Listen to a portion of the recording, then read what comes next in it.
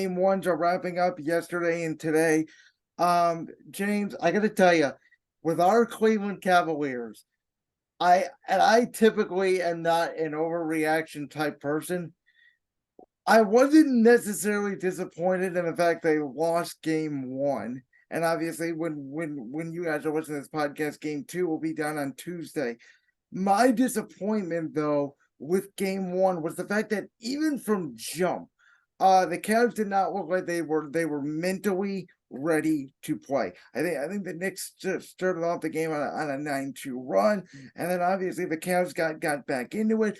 But the Knicks were the more physical team. The Yes. Cavs have 2 7-footers, and they gave up, I think it was 17 offensive rebounds.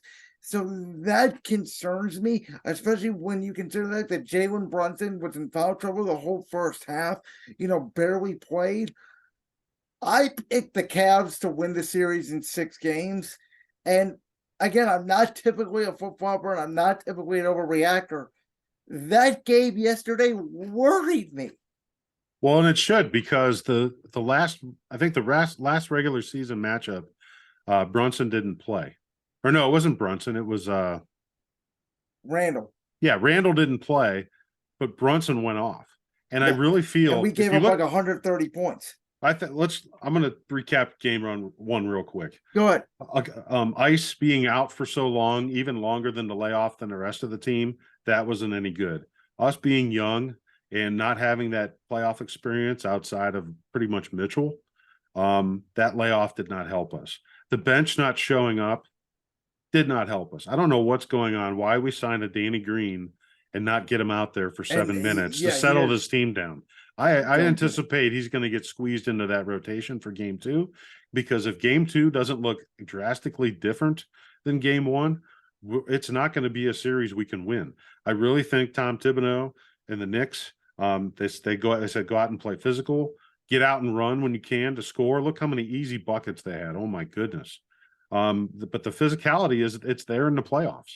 You have to get physical. I mean, if Mobley started the game off with that dunk, was fantastic. Yeah. I loved it, because to me, he's the key to the future success of us winning a championship as a basketball team. But it's not going to happen this year. My thing is, can we get win one series in 7 games? But both teams are going to be so gassed that if Milwaukee gets through in 5, I can see Milwaukee and Boston in the Eastern Conference Finals. Yeah, I completely agree. In the East, I took chalk all the way. I took every high seed, including Milwaukee versus Boston, and then I think Milwaukee's going to end up defeating Boston and get to the East. That's my pick. West is obviously a little bit more Sadoon, if you will. It's a little bit more of an upset. I actually have Golden State against Phoenix in the Western Conference Finals. I have Golden State winning, and my pick was that I do think that for the first time in a while, we're going to have a back-to-back champion. I think this kind of a last dance situation for Golden State, a lot like it was the 1998 Chicago Bulls. I think Golden State kind of knows that they are on their last run, and this is a year where, they've been hurt, they've been battered, and they just kind of made their way through the regular season, and I think that they are healthy, and I think veteran teams are the teams that overcome things, James, in the postseason more than young teams. I think they will use that veteran experience. I could see them potentially losing to Phoenix, but I think they knock off Sacramento here, even though they lost game 1. I do think they advance to whoever they would play, the Lakers or the Grizzlies, and then we'll see what happens from there. I just want the Cavs to win this series, get some experience, get some confidence that you can win a playoff series. If we can get that this year, I'll take that. Golden State, as far as I'm concerned, is just out of gas. Those guys, I don't think they're going to be able to put it together. I mean, there were so many road losses this year, and they've already, they're already down a game to Sacramento. Can they go far? Possibly. Talent-wise, they're good. Getting Wiggins back, but we'll see what happens. I think it'd be very concerning if I was in the NBA front office if Golden State won the championship. Because what would it say if a team that lost 30 road games in the regular season essentially took off after the regular season, if they win the championship, you're basically saying, in my eyes, and maybe I take it the wrong way, but to me, I see it as, oh, the regular season doesn't matter then. I just think if Middleton's healthy, it's the Bucks. Yeah. I really do. That's fair. Back to the Cavs real quick. I think Mitchell was great in game one. I thought he was really the only person outside. I thought Jared Allen had a good game defensively and offensively. I thought Mitchell and Allen were our two best players on the court. I want to see more from Darius Garland, and I want to see more from Evan Mobley, because the Cavs have the talent advantage in this series. They need to take advantage of their size with Mobley and Allen, get those rebounds, and you cannot rely on Donovan Mitchell giving you, 30, 35 points every night, because you are going to live and die, it feels like, by Mitchell, especially if you're not getting any production from the bench. Well, here's what they need. They have that dog chain, and they give it to him at the one person at the end of the regular season after a win, right?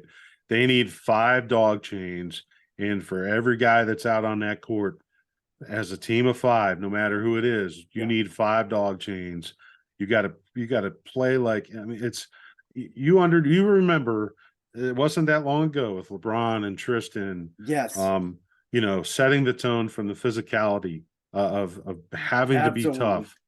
And we were very fortunate. LeBron will be thankful forever for what he did.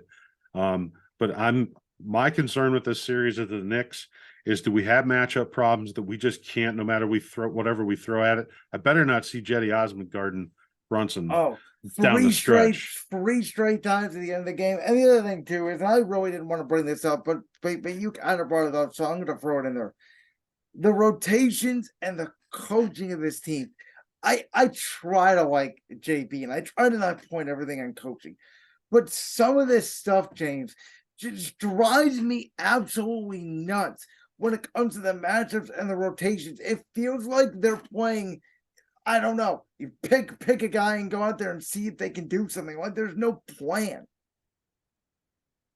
Well, I mean, if you think about it, the fans have more experience in the playoffs than JB does.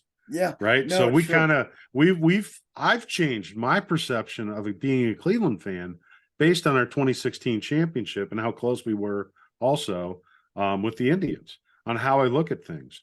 So JB's got to get out there, and he's taking his licks too, because Thibodeau's got experience. That's right. Fair. He's been on a championship bench. He's had playoff wins already. He knows how to adjust, make the second adjustment, not just the first one. You game plan, you make adjustment, and then you got your second half adjustment. But if your adjustment and they can't stop it, which that's what it looks like we have going right now, if we can't stop it, that's on us. So do we have a coaching problem, or do we have a matchup / roster problem? I think that's what we're going to learn. But yeah. I think it's more I think it's more coaching than the matchup. But we will see. I think regardless, it's going to be a very interesting series. I will say, to your point, James, as we wrap this up, this is the first time in my lifetime. Now, I'm 24 years old. I'm going to be turning 25 in the fall. In my lifetime, this is the first time the Cavs have played a playoff game without LeBron James on its roster. Yeah. It's been a while. It is a new feeling, because for me, with LeBron, obviously there's 2007, 2018, 2019. Yeah, they lost in the second round, but there were finals expectations. Over the last decade, though, it was either the Cavs are going to be in the finals every single year, battling it out with Golden State, or they're going to be terrible. So this is sort of, even last year was like new ground, where it was like, oh, we're kind of the middle of the pack. Now we're a 4 seed. Hopefully we can grow on that next year. But I think this team, and I agree with your point, by the way, that Evan Mobley is the key to this team winning a championship. And I hope this team continues to grow, because I don't want to be that team. I think it's one of the worst places to be in all of sports, is in the NBA. You're that team that makes it to the first or second round every single year, like a Portland or a Utah or some of these other teams that just they're good enough to make the playoffs, and then they just get beat like that every single year. I do not want to be in that spot. Well, and we have right now, I think we would consider it somewhat a big four, I if you agree. will. I agree. But you got to remember Garland and Allen, for as great as they played last year, and I'm happy that they made the All-Star team. They made the All-Star team based on either injuries. I think Harden was out, and I forget somebody else. So they were like All-Star substitutions. It's because we had the All-Star game in Cleveland. The guys were well deserving of their spot. So I am thankful for that. But we're talking regular season awards. It's about the playoffs. The big three, right? Who's going to be the big three? Mobley's still a young kid. He's still, the best, the prime of someone's career is probably about, 25 to 30 years old, in that range, and where they really find themselves. Mobley's going to fill out, right? He's going to gain a little more weight. He's going to get smarter. He's going to get stronger. And then, Mitchell's going to be Mitchell. How long can he stay healthy? I don't want Mitchell to feel like he's still in Utah with a different uniform on. Can Garland keep his face healthy? Is he going to have to turn into the next Rip Hamilton and wear a mask the rest of his career every day? How many times he gets hit? Poor guy keeps getting I don't know why he's got a target on his face. What the hell he did to the NBA, but my gosh. James, I've always said this, and I truly believe this. In the NBA, the regular season awards, MVP, yada yada yada, they're all great.